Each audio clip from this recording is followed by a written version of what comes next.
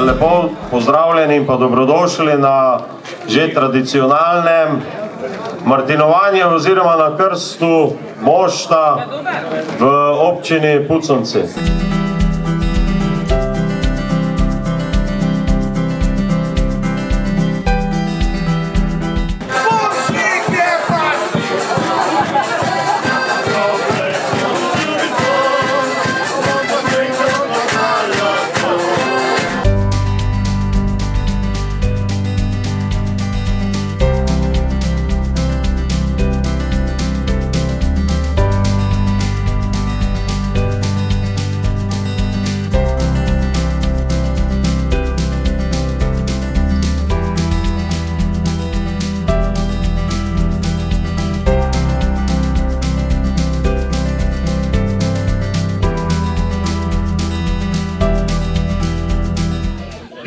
Vinček zlati, bodi milostljiv z nami, nikar preneška sveta svoj, pred dobro voljo nam daruj.